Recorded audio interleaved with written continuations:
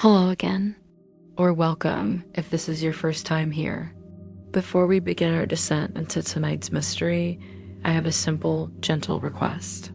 If the sound of this voice is a path that leads you toward rest, consider planting a flag along the way. Take a quiet moment if you're still awake to subscribe to this channel. Think of it not as a chore, but as a pact with your future self. A promise that on another night, when sleep feels distant, this quiet space will be here, waiting to guide you. It's the simplest way to ensure these stories remain a resource for your peace. Now, let that intention go. You've done enough. The only task that remains is to listen. Tonight's journey begins not in the stars, but in the earth. And something profoundly ordinary that became profoundly strange. It's a story about patterns, and the human mind's deep, insatiable need to find them. You see, our brains are meaning-making machines. It's an ancient survival tool. To see a pattern in the rustling grassland or just when meant life or death, that instinct never left us. It just moved inward. Now we look at the chaos of the world, the randomness of events, and a part of us craves a narrative, a thread to tie it all together. A designer behind the curtain, this craving is the soft psychological soil where every conspiracy theory takes root. It's not about facts first. It's about a feeling first, a feeling that things are connected, that nothing is an accident. Tonight, we let that craving guide us. We lean into the pattern. We explore a theory that is less about aliens or governments and more about geometry, a silent, hidden architecture beneath our feet. The theory of ley lines, the concept is simple and visually poetic.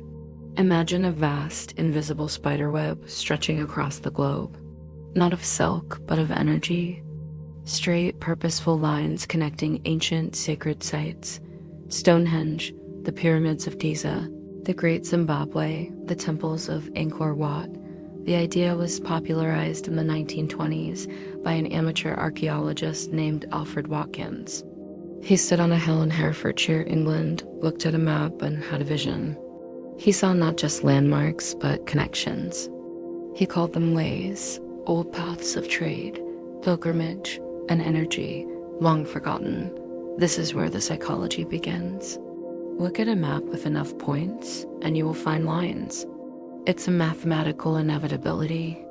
Our brain, seeking order, seizes on these alignments. It whispers, "This is too perfect to be random," and so the theory grew. From ancient trade routes to channels of earth energy, that prehistoric people, somehow attuned to this hidden grid, built their most sacred monuments at its powerful intersections. That cathedrals later built on pagan sites were unconsciously following the same silent map. It suggests a lost knowledge. A global prehistoric culture that understood the planet's pulse in a way we, with all our satellites, have forgotten. It's a comforting thought, isn't it? That beneath the conflicts and chaos of human history, there is a hidden order, a purposeful design, that our ancestors were not primitive, but connected to something vast and invisible. Your mind, seeking a pattern, relaxes into this narrative. It feels resolved. But let's follow another thread, a darker one that branches from the same root. If these lines carry energy, could they be used? Could they be weaponized? This is where ley line theory merges with the shadows of 20th century history. With the Nazis, there is a fringe but persistent idea that the Nazi Sis, under Heinrich Himmler, was obsessed with occult archaeology, that they believed in a prehistoric, advanced Aryan civilization, and that they searched for the sources of its power, real energy along these ancient alignments.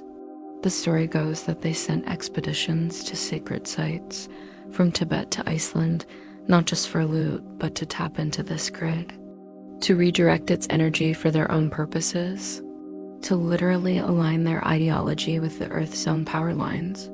It is a terrifyingly elegant conspiracy. It takes the human need for order and gives it a malevolent architect.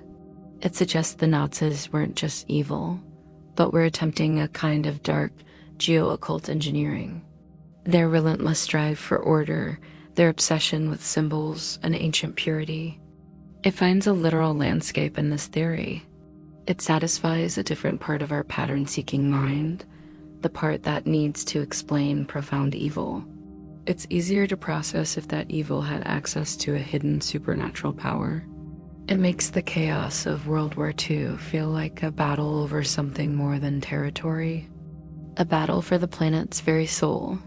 Your mind, trying to comprehend the incomprehensible, finds a strange anchor here. Now, let both patterns drift, the peaceful energy grid Earth and the weaponized occult battleground Earth. Notice how your mind may gently tug at one more than the other. That is your own psychology speaking. Your own need for the world to be either fundamentally ordered or fundamentally threatened. Here's the quiet truth at the center, where sleep waits. It doesn't matter which pattern is real. What matters is the profound human need they both reveal, the need for connection, the terror of true randomness, the deep desire to believe that the places that leave us in awe Stonehenge at dawn, the silent mass of a pyramid, are not just random piles of rock, but nodes in a story.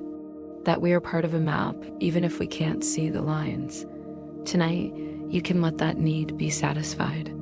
You don't have to prove the map exists. You only have to feel the comfort of its potential. Imagine those lines now. Not as cables of energy, but as gentle, silvery threads, connecting your place of rest. To every other quiet listener here tonight, to every ancient monument shrouded in mist, a web of shared wonder, a network of gentle mystery. Your breathing is the only energy that needs to flow along it now. The theory has served its purpose. It gave your active mind a beautiful, intricate puzzle to settle into, a pattern to trace with a slowing heart rate. The puzzle does not need to be solved. It only needs to be held. Until your fingers go slack and sleep gently takes it from you. The lines can blur now, the map can fade. The only connection that remains is the one between my voice and your deepening rest. Let the geometry of the earth soften into the geometry of your dreams. Good night.